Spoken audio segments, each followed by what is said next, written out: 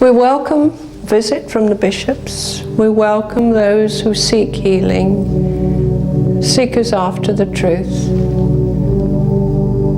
We are the Panacea Society, 14 Albany Road in Bedford. It is a secret society that most people would like to know more, but I think historically the Panaceans have always clammed up.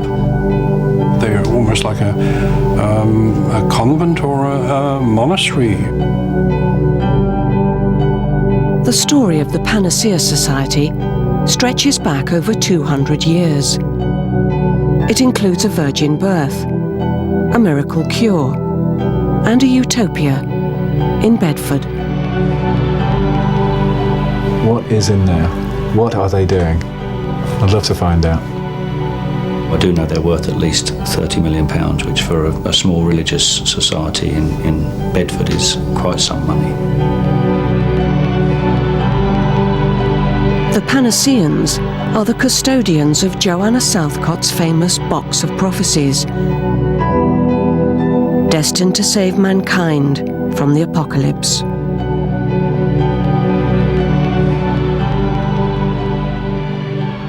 A small corner of Bedford is home to an enigmatic English religion.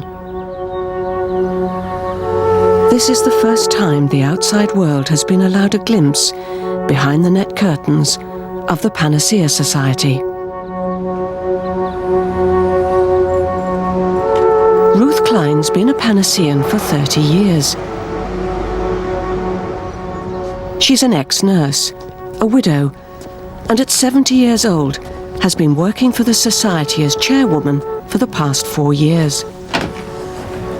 When I took it on, to be honest with you, I really honestly thought that the Lord would come in a year or two, because there were so many quotations for the year 2000 which was coming up, and I thought, okay, I'll do this until the Lord comes and he will take over, and you know, no, I won't have to do it anymore. I'll help him, of course, I'll serve him best of my ability, but I did think he would come, actually. So here we are, we plod on now until he does. For over half a century, architect John Coghill spent his holidays in Bedford at Panacea Society HQ. Yes, well, I've been a member of the Society since 1934. 3 years ago, my wife died, and I decided to come to live in Bedford.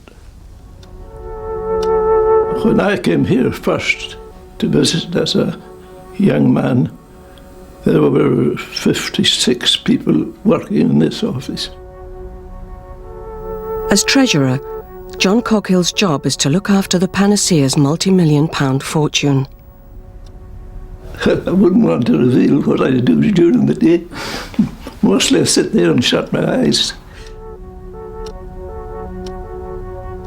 They're almost like a convent or a monastery. They don't seek publicity, they don't seek influence in the town, they don't even seem to seek converts. I think for a lot of Bedfordians it's a society they know little about. They just know them as a strange group of religious people who own a lot of large properties in Bedford and move in mysterious ways. My curiosity was definitely piqued by those houses, by the chapel that you can just see in the garden, and the people who live there, their lives, why they've chosen to live that way. Just after the First World War, Mabel Baltrop, a vicar's widow, became obsessed with the writings of the 19th century visionary Joanna Southcott. Inspired, Mabel took on the role of prophetess, renaming herself Octavia.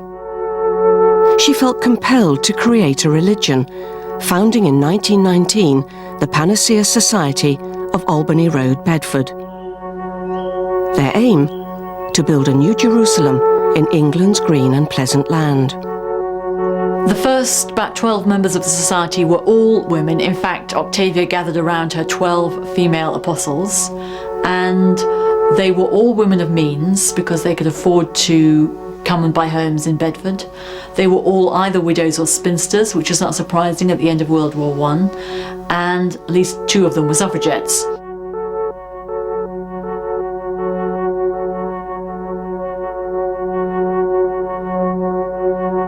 To be close to their leader, Octavia, the members of this middle-class commune bought up the genteel Victorian villas in and around Albany Road.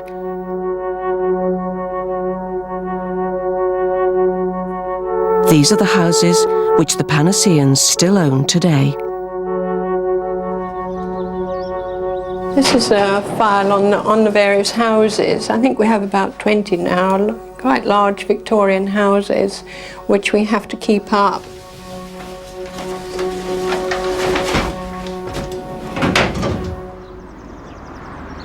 The 26 houses are all part of their preparation for the forthcoming apocalypse. This will be signalled by the second coming of Christ. One of the terraced houses on Albany Road awaits a special tenant. The Lord has promised through Octavia, and in the writings we have it in black and white, He's promised to come here. Everybody needs a home. How many people have prepared a home for the Lord? And this is what we've done. We've prepared number 18. In fact, He's told us that is the house for Him. We've had it completely refurbished, new carpets and curtains. You may well say, will He need a shower?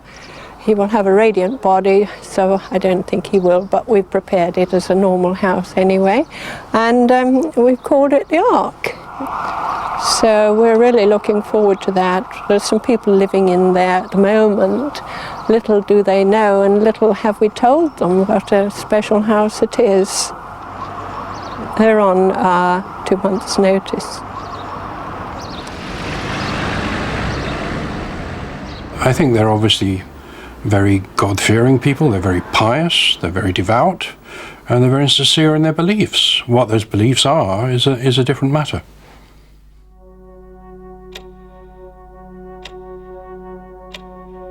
Only those who make it to Bedford will survive the apocalypse. The Panaceans believe Bedford will be a safe zone, a kind of giant Noah's Ark. To create this haven, in 1925, Society members planted sacred linen squares in a protective circle around Bedford. And this is Bedford in the middle of the map. It's a circle of 12 miles radius in all directions. Just as in the days of Noah, those who were destined to pass over will pass over.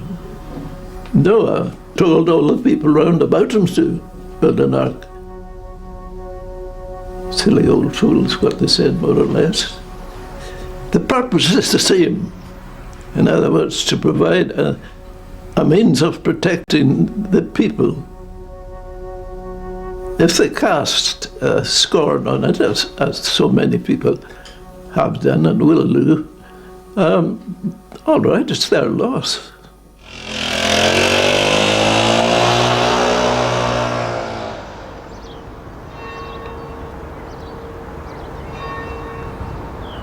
And why Bedford? The centre of the Garden of Eden was right here. The actual central point would be the chapel. This is where it all began 6,000 years ago. This is the Garden of Eden. It's a beautiful place.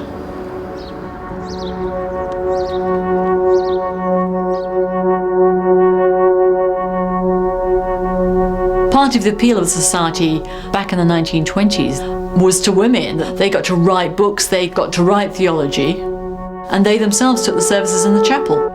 They had a fantastic time. They got to do stuff no other church let them do. This is a book of photographs that were taken in Octavia's day. Sometimes they'd have garden parties. There they are sitting around in deck chairs. That was 1927. Tables and chairs ready there for the tea. We had another party with country dancing there. I think they made their own dresses. Here they're dancing round a tree. They look so cute. The Panaceans believed that they were the chosen few and that they would become immortal. Their leader Octavia was told by God that she was his daughter and Jesus' sister. Her fear of the devil was so intense that she never strayed further than 77 paces from her citadel, believing at the 78th Satan would devour her. Satan was trying to stop what was going on here. He hated anything of divine origin or manifestation. So this was Octavia's safe haven. She was literally a prisoner in the grounds here. And if she needed chiropodist or dentist or doctor, they had to come to her here. Octavia took dictation from God every evening at 5:30 for 15 years. 16 volumes called simply The Writings of the Holy Ghost. Octavia's message was that the end of the world was nigh and that mankind must follow the Panacean path to survive. The Panaceans printed her teachings themselves and stockpiled all the society literature in their bookstore.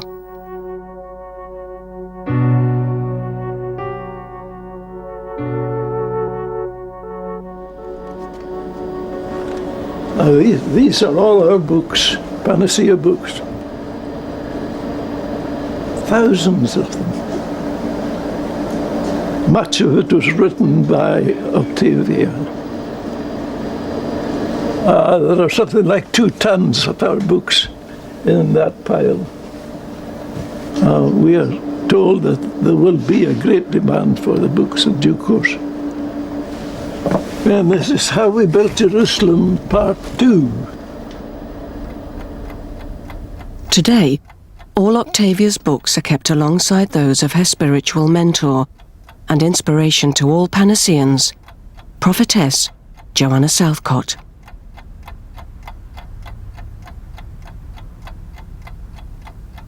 These are all either by Joanna Southcott or about her. This is called The Strange Effects of Faith, made in 1792. Well, that must have been her one of her first books. So what else we got here? Dispute between the woman and the powers of darkness. Oh, I read that. I mean, it absolutely gives you the creeps because the devil is arguing with her. You know, I'm shivering now. And he is so rude, so awful. I mean, really, he just wants to kill her. Born 100 years before Octavia, Joanna believed she was the woman clothed with the sun from the Book of Revelation.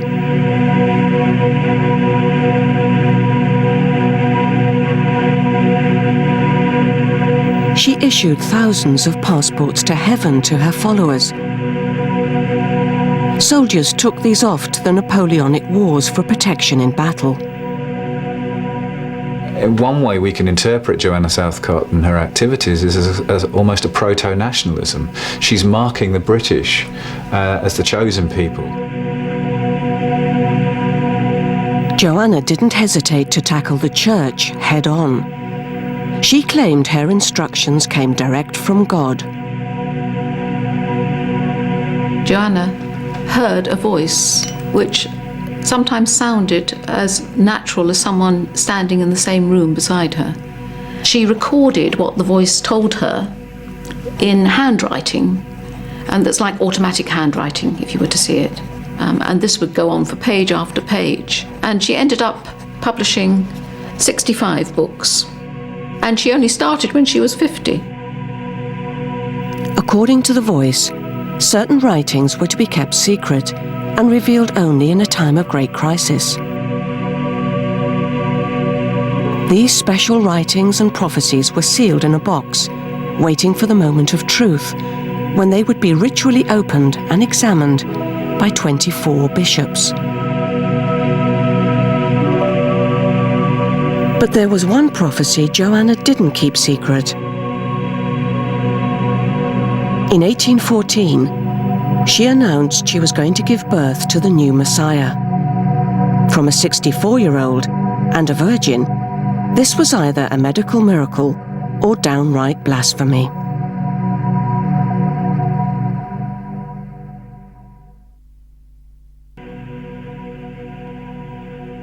A 64-year-old virgin claiming to be pregnant was one thing, but when eminent doctors confirmed Joanna Southcott's pregnancy, this made news. The world went mad. I mean, this was news that you simply could not ignore. Newspapers took up the story. Some newspapers and caricaturists and cartoonists of the day reviled Joanna, and there appeared on the streets these lurid cartoons, and there was a satirical play performed in the West End, and a mob gathered outside her house, throwing stones and hurling abuse. Equally, there were others who did believe. Some of these people ordered the most magnificent gifts for the baby, who would be called Shiloh. Little satin slippers embroidered with King of Salem and Prince of God. And, most magnificent of all, a cot, the cot prepared for Shiloh. The golden crib is now in Bedford, and for the Panaceans, it's like having the manger from the stable in Bethlehem. But in 1814, the crib was worthless, without a child. Of course, it seems to fly in the face of common sense. How could a 64-year-old woman fall pregnant? And yet, many people believed it at the time, and there are people alive today who still believe it. She was virgin, she'd never known a man, and we regard Joanna Southcott with the same reverence as we do the Virgin Mary. 17 out of 21 doctors, including the royal physician, examined Joanna and confirmed the pregnancy. She was manifesting all the signs of pregnancy. Her belly had swollen.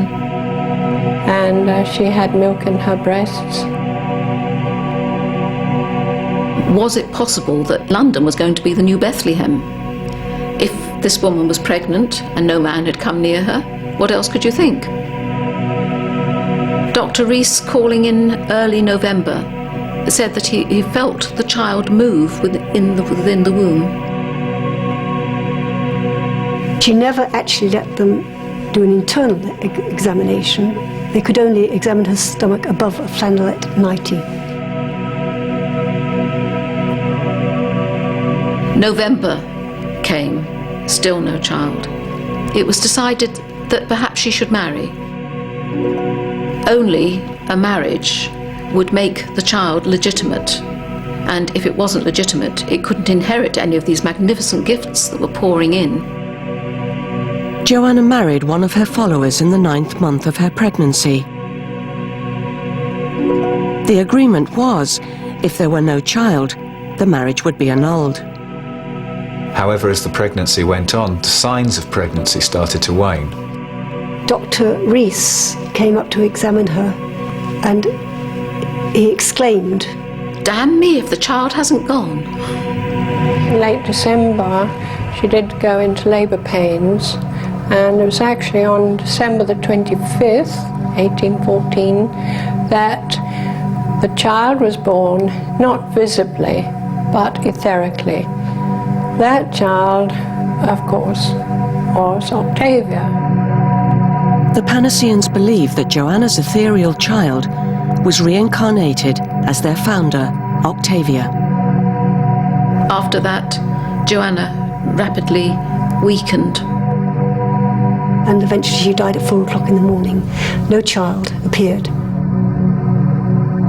But her followers were not upset, because this was exactly what she had told them might happen. That if she took on the appearance of death, then they should leave her body undisturbed. In fact, they should keep it warm for at least 3 days, during which time she would resurrect and reappear with the divine child. They built up a big fire to keep her warm and put hot water bottles around her to keep her warm. And of course this had the awful effect that the body started to putrefy. So that by the third day, the room stank.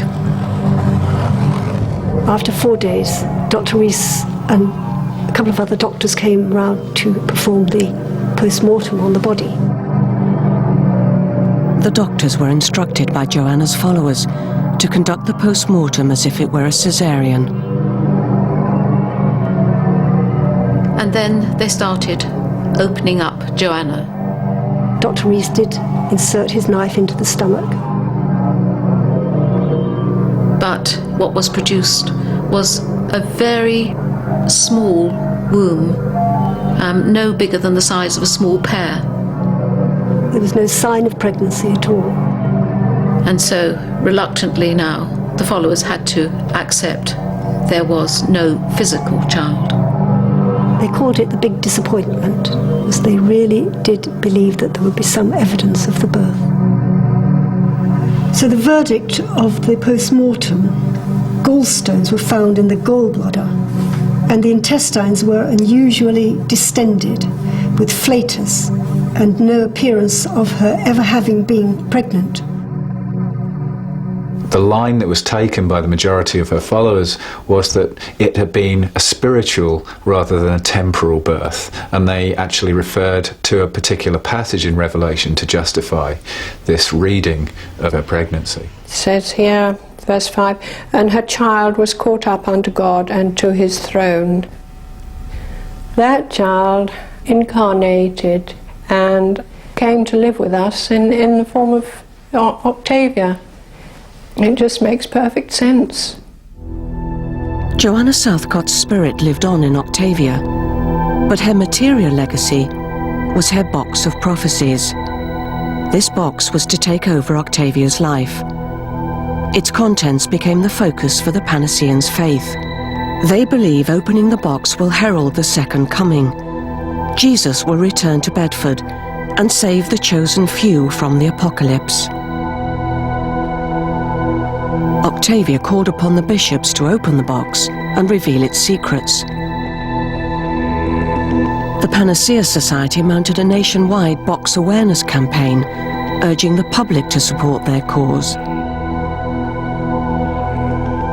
Well, they claim that inside the box are Joanna Southcott's prophecies. Not simply prophecies about the times which are to come, it's more than that. It's the key to unlock the troubles of the world, to heal the world, essentially. Their high-profile publicity campaign paid off. In 1927, there was a dramatic opening of the box in London by psychic investigator Harry Price. Well, in 1927, this box was delivered to Harry Price in his office, and it was alleged to be Joanna Southcott's box. First of all, he x-rayed the contents to see what was inside. The x-rayed picture shows a pistol which appears to be cocked, ready to shoot at whoever opens the box. That was the story that Harry Price circulated at the time. He hired a hall and invited the bishops to come along and open the box. Only one bishop turned up. This was the box, and it looks very modest and very ordinary and very plain. And so here we are. It does appear to be full of a lot of rubbish. There isn't a pistol there anymore, I'm afraid. There is this very pretty little purse, and there's these puzzles, which are very intricate. She liked keeping things in boxes. It was also a pleasure to give these boxes with her little treasures to her followers, to her favourite people. It is certainly not Joanna's original box of prophecies. The Panacea Society in Bedford claimed to have the genuine box. We've got the box all right. Or at least we know where it is, which is the same thing. We have here a picture of the box, which I took some time ago. This shows Joanna Southcott's box inside a coffer where we keep it at a secret location in the country with one of our members. even inside that box there's a smaller box with the actual writings in. You could say that it's a box within a box within a box. People need something that they can see, that they can talk about and say, carry about in their mind, saying, there's this famous box somewhere hidden, and we're not telling you where. People may ask, how do we know this is the genuine box? Well, we do have its provenance. It goes back to the time of Joanna's death, passed from one person to another, and here in 1957 the box passed into the possession of the Panacea Society. We'll give you a picture of the box and that's it. Why don't you want us to film it? I don't have to answer that question. Open the box! Open the box! Well, here at Epsom we take up the running with 50 yards of this 1.5 mile race to go, and it's the wash basin in the lead from W.C. Pedestal. Tucked in nicely there is the sofa, going very well with Joanna Southcott's box making a good run from hat stand on the rails. And the standard lamp is fading fast, but it's wash basin definitely taking up the running now, being strongly pressed by W.C. at the post. It's the wash basin from W.C., then sofa, hat stand, standard lamp, and lastly Joanna Southcott's box. Open the box! Open the box! The demands to open Joanna Southcott's box have never ceased. Ruth Klein still writes to the bishops on a regular basis.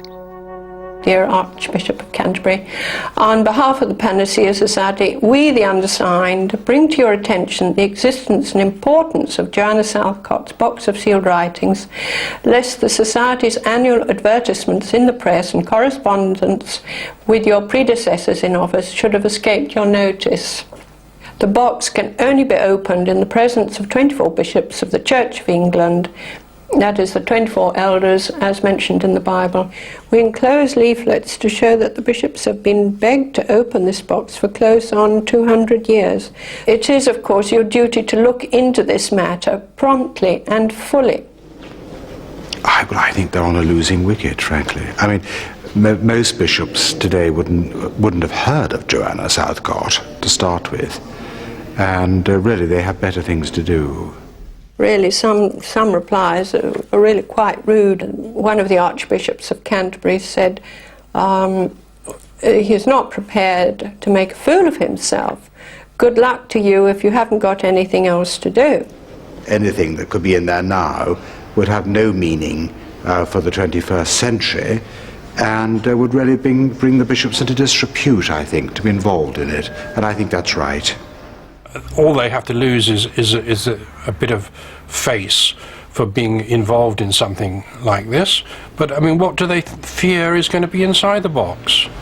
I mean, you know, if a Jack in the Box jumped out in metaphoric terms, that would be interesting, wouldn't it? Another bishop wrote, I think the whole thing is completely crackpot, and I certainly wouldn't go along to open the box. 24 bishops solemnly sitting around opening a box would simply make people believe there was something in it. I don't believe God would do such a thing. God isn't that kind of a person. And really that just shows their negative attitude. The time for begging and praying to them to open the box is past. They've had their chance, 200 years of it. So, next time they'll do it. It's not simply a case of opening the box. In preparation for the event, Octavia wrote out a list of 20 conditions. They can only come at certain months of the year. There are certain conditions. One of them is that they come and read our writings and the books of Joanna Southcott for 3 days. And I think this is a stumbling block for them, that they should come for 3 days. For decades, this house was kept ready for the 24 bishops. There were 24 bedrooms and 1 bathroom. The largest room on the ground floor was prepared for the grand opening of the box. It's a large room with lovely pine panelling. And of course we're going to actually refurbish the whole house now that it's empty. But the fact that these people believed so fervently in the opening of the box, that its importance, that they furnished an entire house with actually beautiful furniture, is a sign of their immense faith. Times have passed on now, and if and when they come, I should think they'll stay in the nearby hotels. We've got several nice hotels here, so that'll be fun. The box itself is not so important as the event. The fact that 24 bishops of the Church of England have been forced, perhaps it's as good a word as any, to forget their self-importance and bow to the inevitable and send for the box.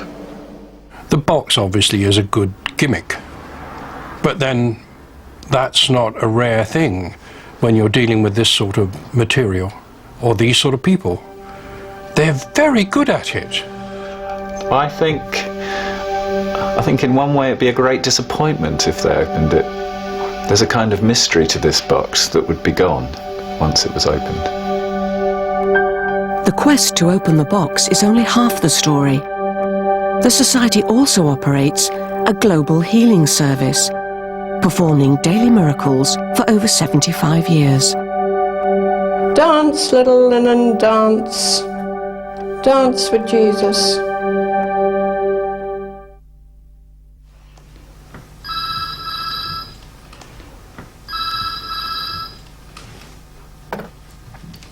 Good morning, Panacea Society. Well, what we usually do to first-time inquirers is just send you some of our leaflets, and if you'd like to read that and then get back to us.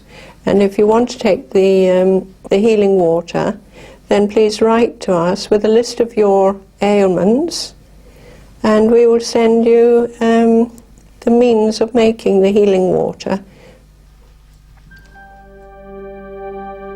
The divine healing offered by the Panacea Society since the 1920s is a cure-all, a panacea, for everything from earache to epilepsy. It is, and always has been, offered for free, and traditionally, it's the way new members have been attracted to the Society. The origin of the healing water really goes back to the time in 1921 when Octavia was taking a pill for rheumatic pains which she suffered from, and as she went to take it, it was as if it was flicked out of her hand and she couldn't find it again, so she just drank the water and said, "Oh, may this water be a medicine unto me and do the work of the pill," and she found that it did. So from that time on, she just took water and said a prayer as she drank it, and persuaded 4 others to do the same. And it wasn't until later on that she was given the actual means of making the water with the linen section.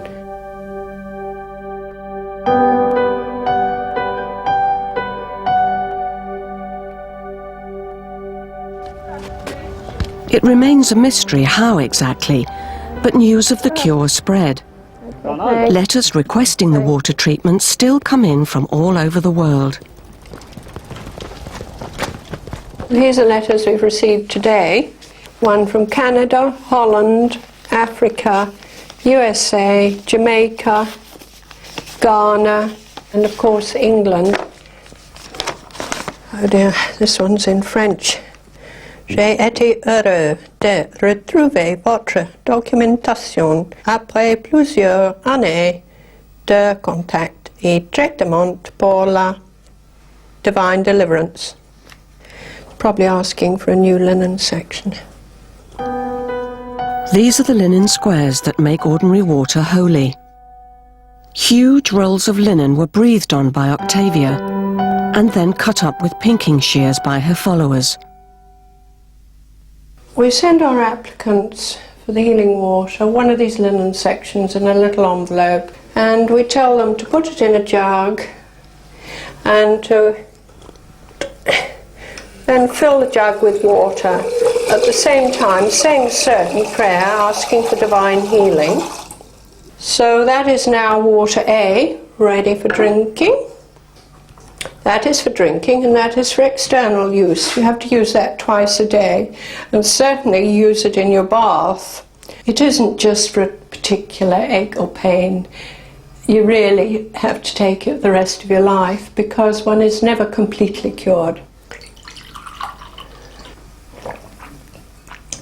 Lovely. Of course, I only drink divine water. I don't drink bottled water.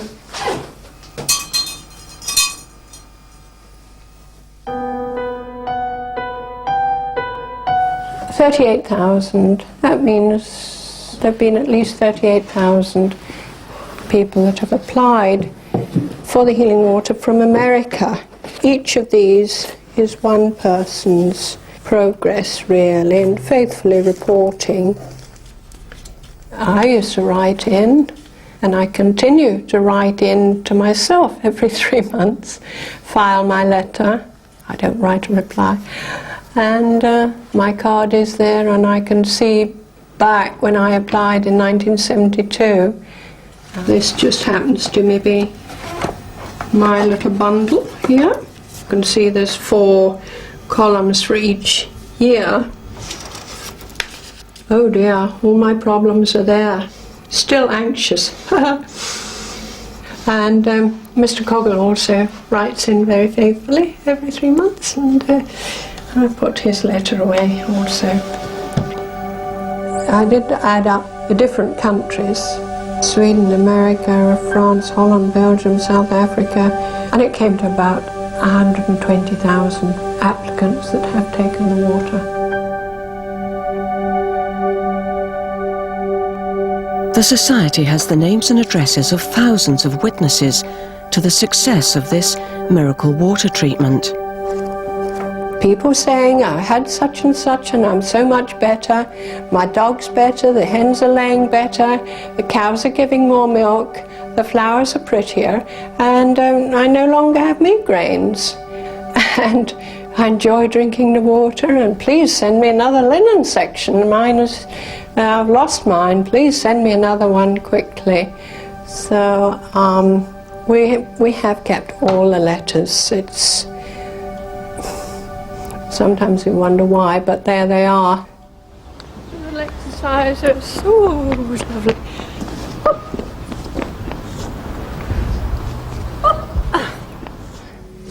It's just after 10:30. We've got to do the tea and coffee for the staff, tea for Mr. Coghill, and we'll have a biscuit for everybody. And we're only allowed one. I usually put some divine water in the kettle, and actually a few drops are as beneficial as a whole glass, because it's the divine atom, and minute amounts are very powerful.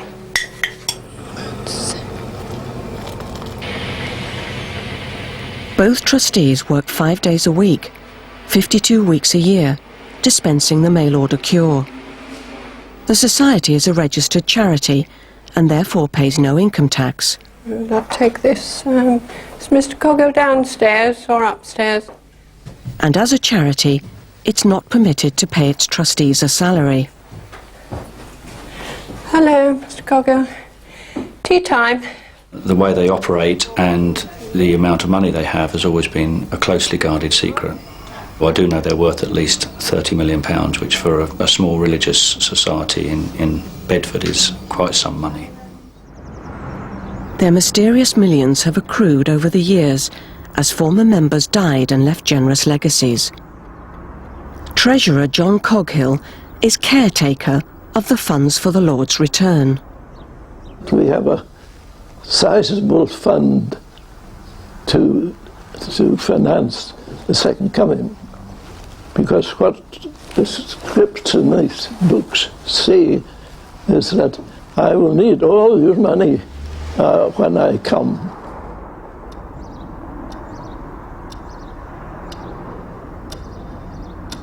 Unfortunately, waiting for the second coming does not qualify as a charitable act.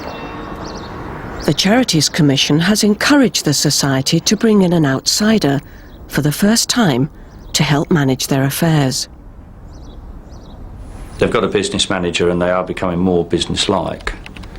I mean, again, there may well be a paradox in the sense that the more business-like they become, the less like a sort of religious organisation, you know, existing to save the world once after it's ended. If that itself doesn't sound like a paradox, is going to become more difficult. They may just end up as, you know, Panacea Inc. or something. But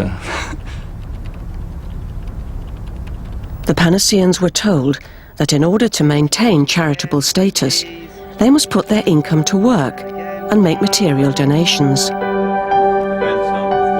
Recently, the Society began to sell off some of its considerable assets.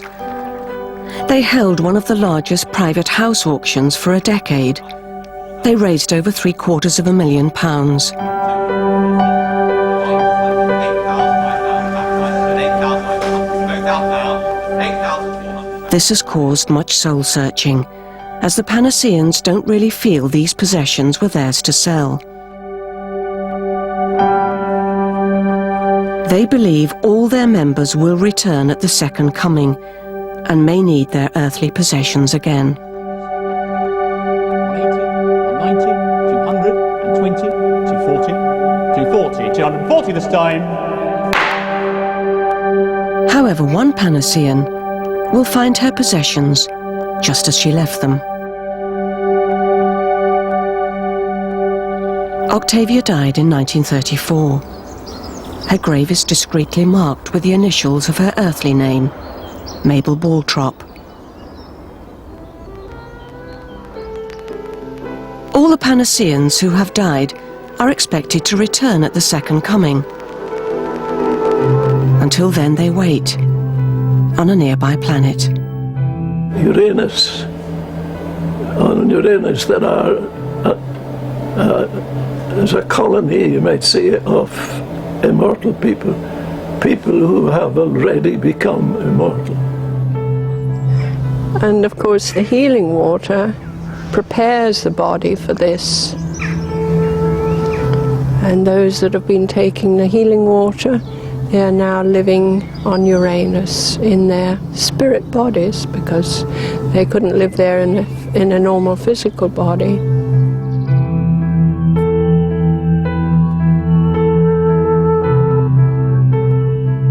Some people do ask whether the Panacean Society's beliefs are far-fetched, and if you stand as an Orthodox Christian and want to make a value judgment on its beliefs, you could say yes. But if you stand as an historian or a sociologist or an anthropologist, or for that matter as an atheist, you would think all religious beliefs were far-fetched.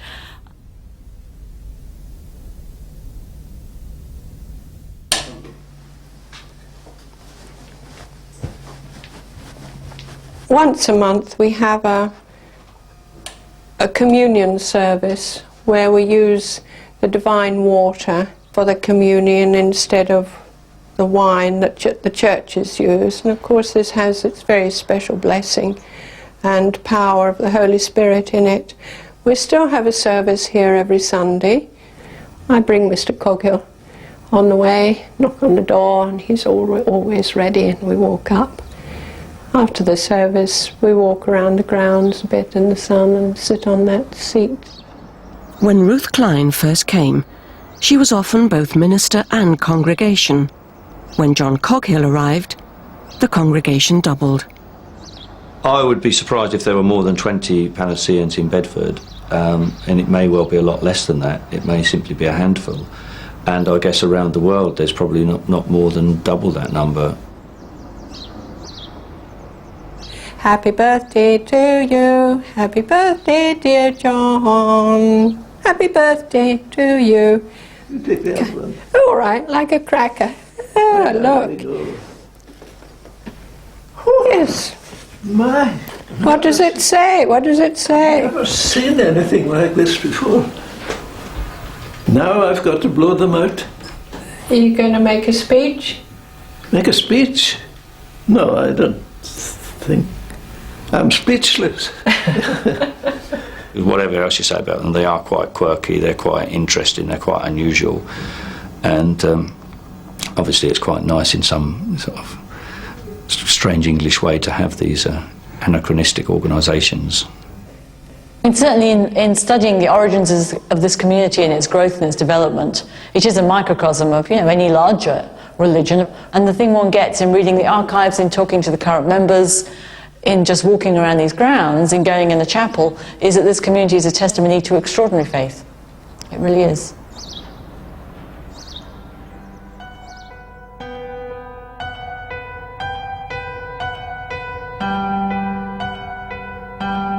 Why do some religions succeed and others vanish? Well, the two answers to that are divine providence.